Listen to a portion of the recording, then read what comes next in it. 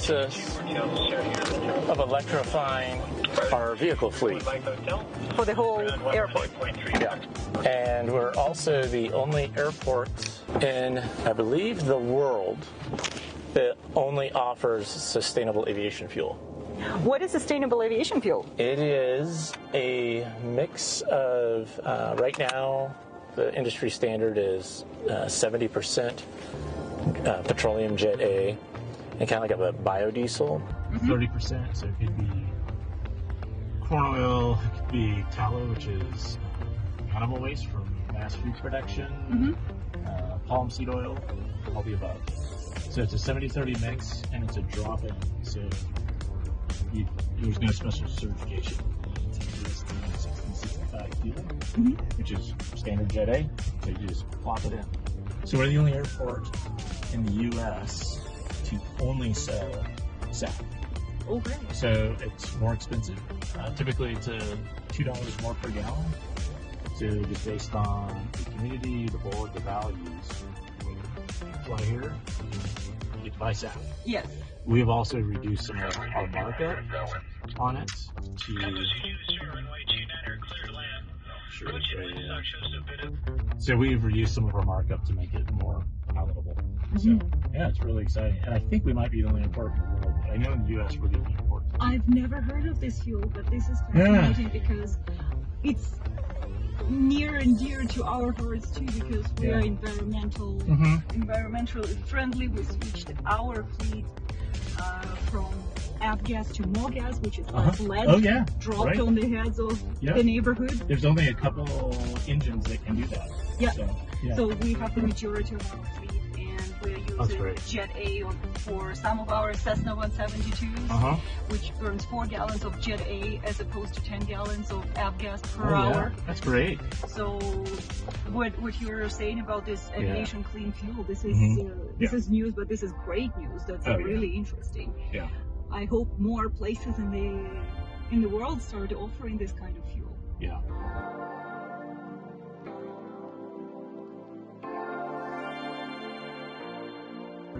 They took off World War II, first bombing of Tokyo. And then another really cool story about B-25s is the Japanese were making their way down the island chain, Port Moresby. So Northern Australia, so kind of the last holdout of the Allied powers, Australia and the U.S., was Port Moresby. And the Japanese took Port Moresby, next was Darwin, Australia, and then you have to go like another 1,000 miles. This is the last holdout. So the Japanese fleet with soldiers, I think 20 ships, were going to attack Port Moresby, and there were about a dozen B-25s.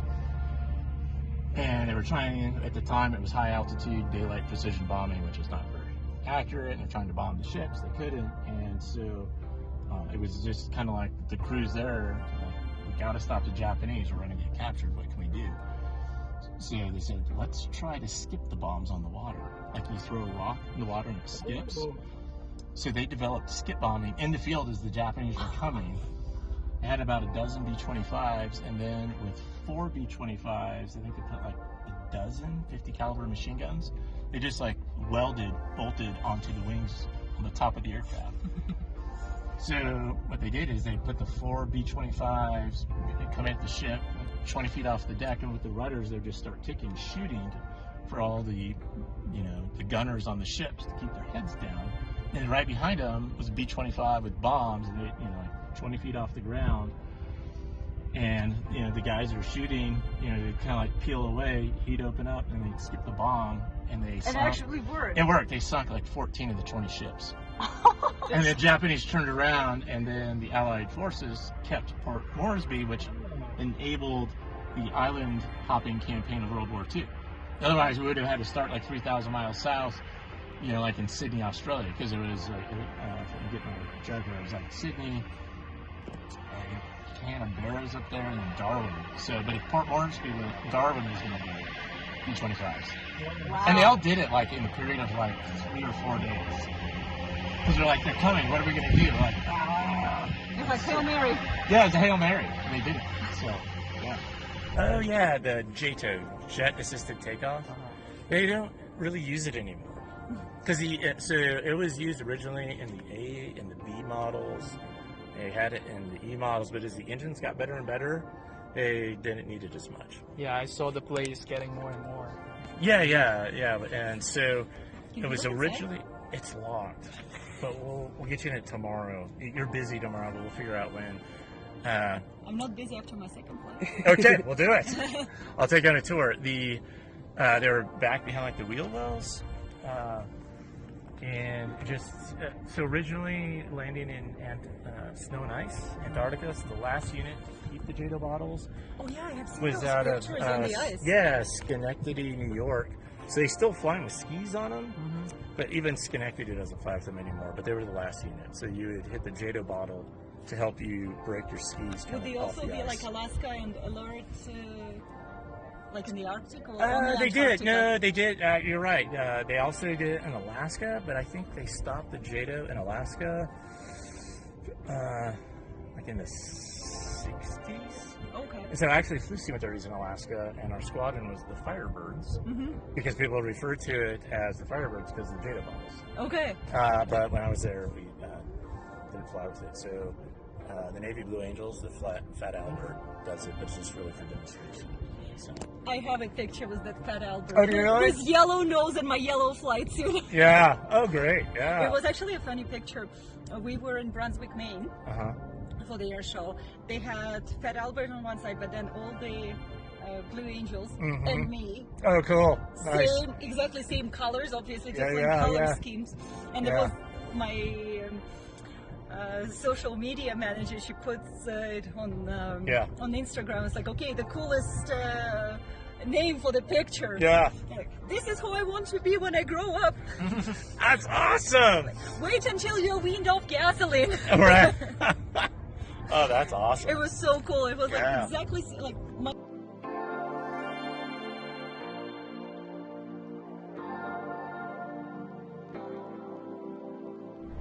Hello everyone, we are at Truckee Tahoe Airshow in beautiful sunny California, Truckee Tahoe Airshow and Family Festival, and we are with Jeff, Director of Aviation.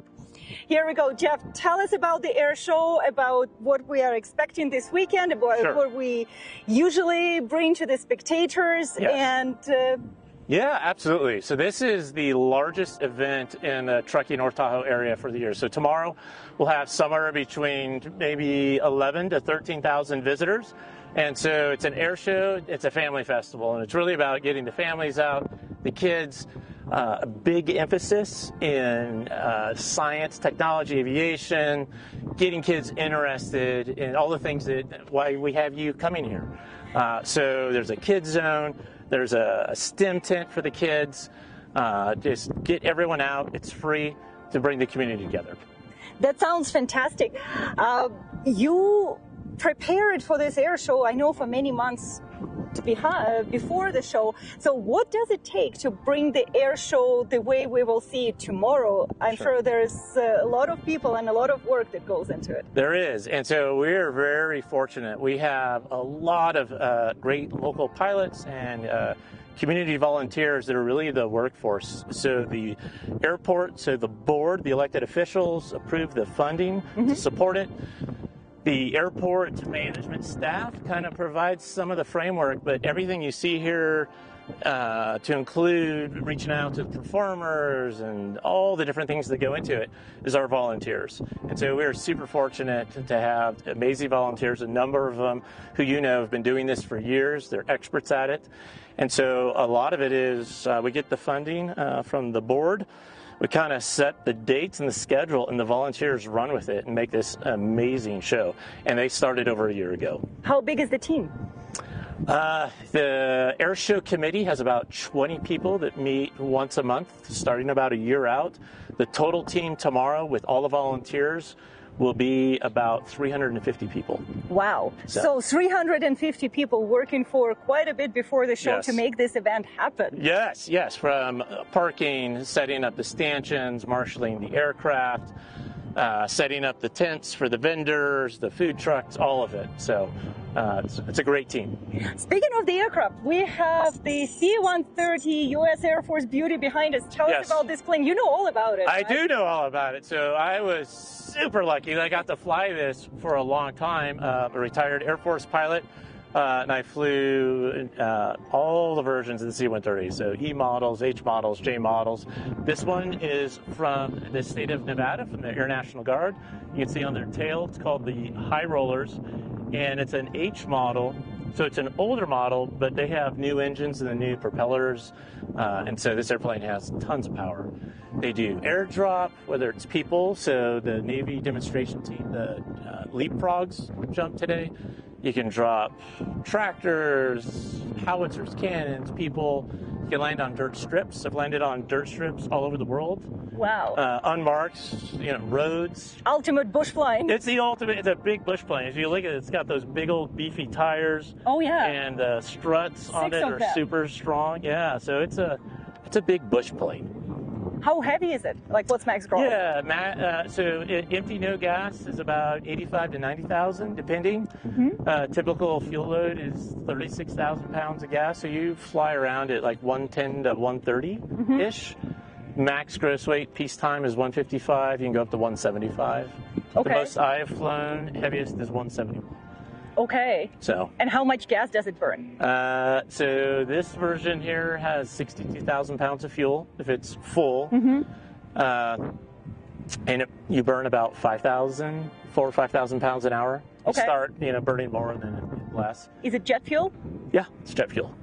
And so, you mentioned something about special fuel that we have here. Yes, indeed. So here at Truckee, we're the only airport in the United States to only offer sustainable aviation fuel, commonly referred to as SAF.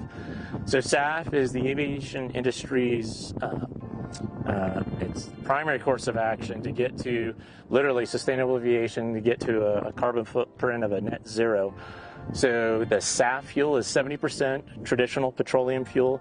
30% is a bioproduct. It can be corn, based from corn, waste from mass food production, soybean oil, any of that. So ours is 70-30, which is industry standard, and we're the only airport in the U.S. to only offer that. I shouldn't say a lot, there's about 20 airfields in California that offer SAF, but they offer traditional Jet A and SAF. Mm-hmm. We went cards in, all cards on the table, we're all SAF. So if you come here, you're getting SAF. So, and beyond that, it has a 30-ish% lower lifetime carbon footprint. Mm-hmm. And the aromatics, the exhaust that come out of the aircraft, is somewhere between 70 to 80% reduction of the exhaust coming out as well. So it's a win-win on long-term carbon life cycle, and then micro, where that aircraft is flying, is about a 70% reduction in particulate matter. And so any engine that operates on a usual, I don't want to say normal, but Jet A fuel, correct, would be able to operate on SAF, no STC required, just correct. So it's FAA approved. It's a drop-in replacement. So you've probably flown an aircraft with SAF, whether it's with United, Delta, Southwest, mm-hmm. Not in large quantities, but it's a drop-in replacement. ASTM, Jet A with SAF, it's no difference. It's an easy swap. Easy swap. And it can even mix up probably, because you would have some fuel in the fuel tank. Absolutely. Unlike in if you talk like avgas and different unleaded, and you have to be very careful. It's just a drop-in replacement. Oh, that's perfect. Yeah. And are there many sources of that fuel in the United States? There are some. California primarily. There's a couple micro refineries making small quantities in the Midwest. I know of 2 in Colorado. But really, it's primarily in California and Texas right now. Mm-hmm. But in the coming years, I think you're going to see a large ramp up of SAF production. There's also import of SAF. Neste's a European-based company. That's who we purchase it, not from Neste, but our distributor. It's a Neste fuel. So it's coming online. And California is really kind of a hot spot of that early adoption, both from federal incentives, as well as the state of California has some tax incentives as well. Okay. So we're doing it. That sounds fantastic. And as I mentioned, for us, At our flight school, we are very environment conscious. Sure. Anything from, actually our latest hangar was the full sunroof, got the environmental industry award, right. and to the fuel that we fly for our small planes, we replaced most of our fleet with more gas, which drops less lead on people's heads. That's fantastic. And we also replaced some of our 172 with a different engine that runs on jet fuel, about 4 gallons an hour as opposed to 10 gallons an hour of avgas. That is great. So that is something that is very near and dear to our hearts, and it's really great to see that being on the same wavelengths, and that eventually we can change the image of aviation from environmentally unfriendly industry and polluting everywhere to something that net zero, I would say it's probably a great target. We'll get there slowly, but both of us are making forward progress right now. And even today as we drove over here, we drove in our electric vehicles. So we're swapping out our gas and diesel fleet to electrify with everything that we can. Right now, our LIMFAC is for snow removal. There are not a lot of larger tractors, but we're looking at it. And so we're doing, it's not just the SAF, kind of across all fronts. What is it that we can do to make it more sustainable aviation? Love it. It's right in our strategic plan. That's what we're trying to do, sustainable aviation. That's the way to go. Yeah. After all, we only have one planet. We have to look after it. That's right. Back to the air show. Yes. So talking to different people behind the scenes and on the flight line, everybody is such an experienced pilot, has lots of, or an experienced aviator in various capacities, and people know so much, have so much experience, so much knowledge, and are very generous in sharing their knowledge. Right. And I know you're no exception. So you have Air Force experience. Tell us about how you know all about it. Yeah, so I've been interested in aviation my whole life. One of those, wanted to fly airplanes since I was a little kid. And so I was fortunate when I went into the Air Force. I was in the Air Force for 28 years and 7 months. Primarily flew the C-130, a little bit of time in Learjets, Gulfstreams, some other airplanes. But really it was the C-130, all the variants. And I was really fortunate to not only fly the C-130, but just serving in the Air Force. I spent 16 years of. And you were a commander, right? I was. I commanded a squadron in Tokyo, Japan. It's called an operations group. So 3 airfields in Europe, 2 flying squadrons, air medical evacuation squadron as well. And then I was also fortunate to be a wing commander in Texas at Dice Air Force Base, the 317th Airlift Wing. So we had 31 C-130s when I was there. So yeah, it was really exciting. It's an amazing airplane to fly, but beyond the airplane to fly, the people, kind of like what you talked about, the air show, the people you associate with when everyone is so professional every day, whether it's the mechanic, the flight engineer, the other pilots, navigator, load masters, everyone is so competent every day and dedicated to doing something bigger than themselves. It's super motivating. It was just an amazing culture to be part of. Totally understand. Yeah. Every time I'm coming to this air show, I'm learning so much. I have been in aviation. I consider myself a baby here. I've only flown for 16 years. And every time talking to pilots like you, talking to David, to Tim, to other performers, I'm learning so much, and things that you don't even expect to learn or to hear about, and all those experiences are coming together. So Airshow is in perfect hands here. It is, and all those names you mentioned, all of them have tons of experience, whether they were former military pilots or controllers or commercial pilots. So there's experimental, some of those names you mentioned, or your old air racers. So there's just a huge wealth of aviation knowledge for whatever reason in this little and this what little a wealth of knowledge available Tahoe. To everybody coming to this show. And I see so many kids that are excited and looking up, and what I think is so important that this air show is doing is not just showing we can do loops and rolls and we very much enjoy it, but there is that connection with the kids zone, with all the STEM activities, that it's hands-on, and to see that those are real people out there, and learn from live real people that it's real and that can be their reality in not so distant future. Yeah, it makes it very tangible. A great example, so So yesterday we had the Navy skydive jump team, the leapfrogs jump, and yesterday was the last day of school. So we had from the local middle school, the 6th graders. There was about 200 kids in the playground, and the leapfrogs jumped right like 20 feet in front of the kids, and then went inside the grassy with area parachutes and had the kids help them repack their parachutes on the grass. So here's Navy, all these SEALs on this demonstration team jumping out of an airplane, right in front of the kids, and then like, hey kids, come here, help us, pack the parachutes. And so the kids helped them pack the parachutes. That must have been so special. It was amazing. Yeah, I thought it was super cool. I'm like, I want to do this. So super cool. Yeah, no, it truly is a family festival.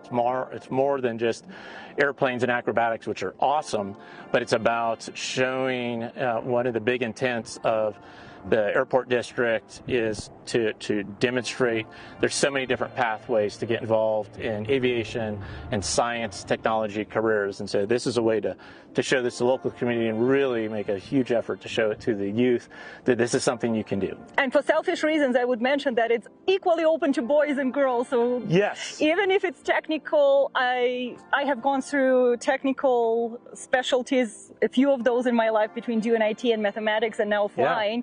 Yeah. Yes, there are more boys there for now, but I think the opportunities are equal, and anyone, if they decide to go that route, yes, it does take study and it does take practice. It's never a given for any reason other than your effort and perseverance, and I hope the girls coming here can see that. We have 2 female performers, myself and Vicky Benzing, who is amazing. You will see her P-51 in nice purple colors. Yes.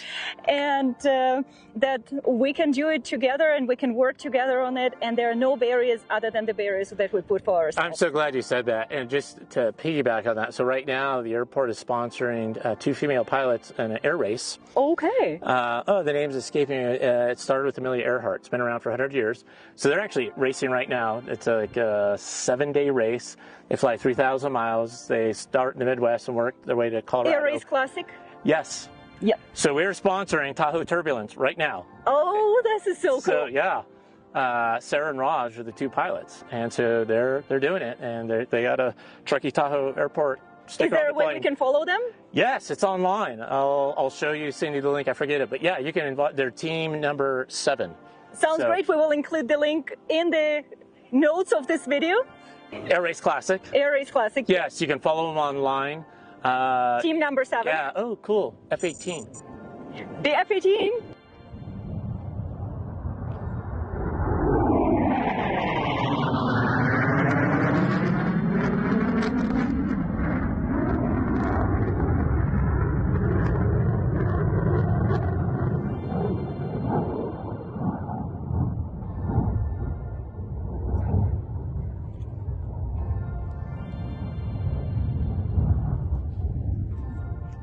I think there are 2, maybe it's just 1, I don't know. So yeah, Air Race Classic. And we will make sure to include the link in the notes of this video as well. So to wrap it up, come on Saturday. If you missed the air show for whatever reason, rewatch online. We'll put some highlights. Next year, 2025, there will be no air show because this wonderful ramp is going to be redone and renovated and will be in perfect condition for the 2026 air show. That's and see you there. All right. Thank you very much, Jeff. Thank you, Anna. And thank you for having the show. Thank you for having us and for doing everything, all the amazing things that you are doing for the community and the kids with this air show. Well, thank you for being here and thank you for engaging with our community. I love it. Great. Thank you. Okay.